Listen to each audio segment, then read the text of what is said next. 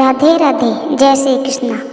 आज मैं आप सभी को बैसाख में कही जाने वाली बांदरी की कहानी सुनाने जा रही हूँ। तो कृपया इस कहानी को ध्यान से व पूरा सुने, जिससे आप सभी को बैसाख स्नान करने के जो पुण्य और लाभ मिलते हैं उसका पता चल सके। बैसाख मास में कही जाने वाली बांदरी की कहानी। एक राजा था। वह बैसाख माह में प्रतिदिन ब्रह्म मुहूर्त में उठकर गंगा जी में स्नान करता था। राजा का आदेश था कि मुझसे पहले गंगा जी में कोई भी स्नान नहीं करेगा।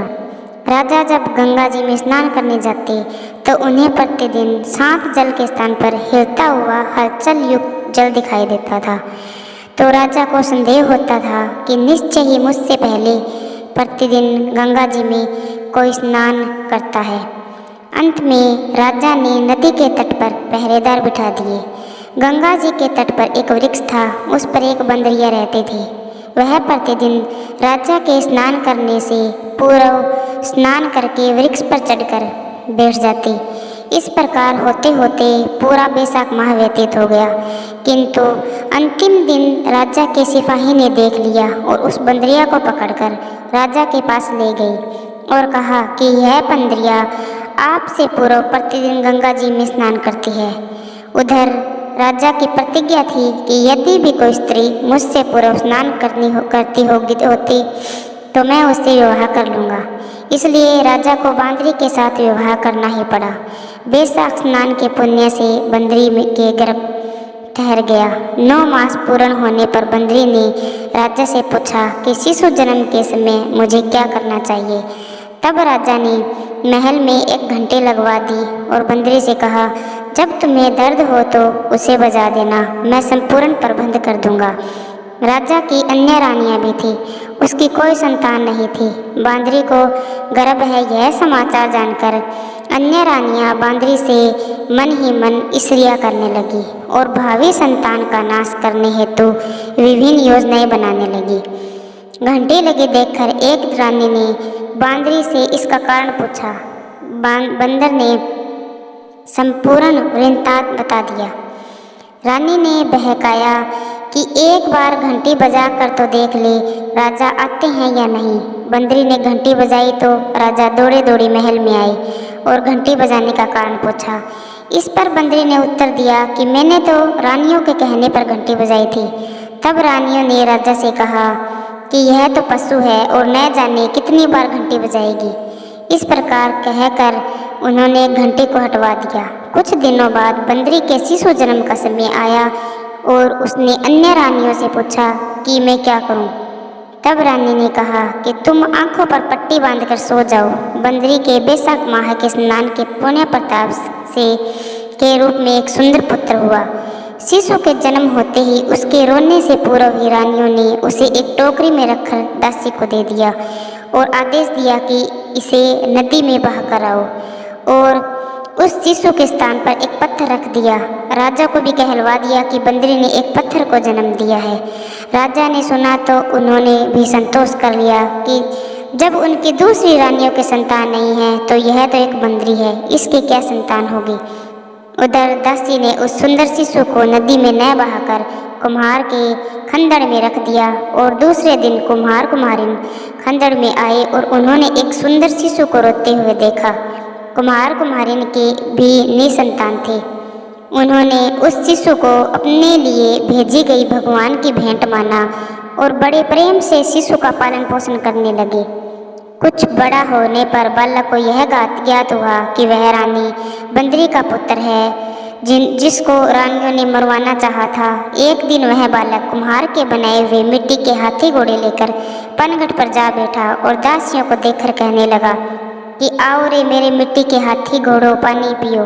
जब दासियों ने यह बात सुनी तो वह हंसने लगी और बोली, अरे मूर्ख, कभी मिट्टी के हाथी घोड़े भी पानी पीते हैं क्या। इस पर बालक ने कहा कि कभी बंदरी के पत्थर जन्म लेता है क्या। उस बालक की यह बात दासियों ने जाकर महल में कही। तब रानियों ने दूसरे दिन विष मिलाकर लड्डू भेज दिए। ईश्वर की कृपा से लड्डू गोंद और बादाम के हो गए और उन लड्डू के खाने से उस लड़के की मृत्यु नहीं हुई। यह समाचार दासी ने रानी को कहा और रानी ने राजा के से कहकर कुम्हार को देश निकलवा दिया। और कुम्हार वन में रहने लगा। तत्पश्चात अगले वर्ष चित्र माह में माता गणगौर के पूजन का दिन आया तो वह बंदरी का एक पुत्र 108 करवे और 108 गोली लेकर तथा घोड़े में पानी भरकर बगीचे के बाहर बैठ गया। उधर राजा की और साहूकार की पुत्रियां गणगौर बनाने के लिए मिट्टी लेने आई तथा बगीचे में खेलने और झूलने लगी। इस प्रकार कुछ समय बाद उन्हें प्यास लगी। तब उन्होंने उस बंदरी के पुत्र से जल पिलाने के लिए कहा तो उस बालक ने उत्तर दिया कि मेरे पास एक गोली है, उसे खाते जाओ और मेरे चारों ओर फेरे लगाते जाओ, तब मैं तुम्हें जल पिलाऊंगा। इस पर पहले तो कन्याओं ने मना कर दिया, किंतु प्यास तीव्र होने के कारण मान गई। इस प्रकार गोली खाने और उस युवक के साथ फेरे लेने से वह गर्भवती हो गई। बाद में जब उनके माता पिता को यह ज्ञात हुआ तो वह सभी कुम्हार के पास आए और संपूर्ण वृत्तांत सुनाया तथा कहा कि तेरे पुत्र ने हमारी कन्याओं से विवाह किया है, अब तुम्हें इन्हें अपने पास रखना होगा। तब कुम्हार ने निर्धन होने के कारण असमर्थता व्यक्त की।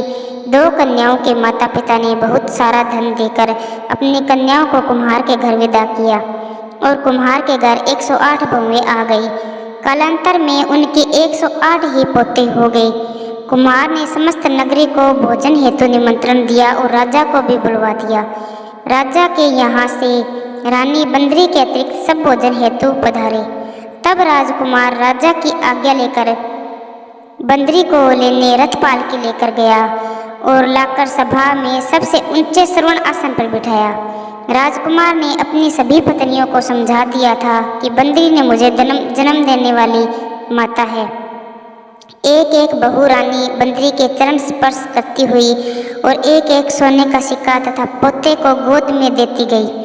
जब राजा और अन्य रानियों ने यह सब देखा तो कुम्हार के पुत्र से इसका कारण पूछा। रानियों को तो संदेह होने लगा कि यह अवश्य ही बंदरी का पुत्र है, इसलिए रानी और रूठ कर राजा से कहने लगी कि कुम्हार के पुत्र ने हमारा अपमान किया है और बंदरी का सम्मान किया है, अतः हम लौट कर जा रही है।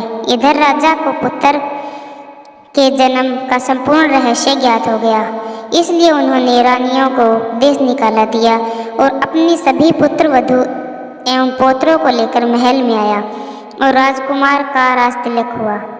कुम्हार कुम्हारिन को राजकुमार ने महल में रहने के लिए निवेदन किया, किंतु वह नहीं माने। तब राजा ने उन्हें ढेर सारा धन दिया।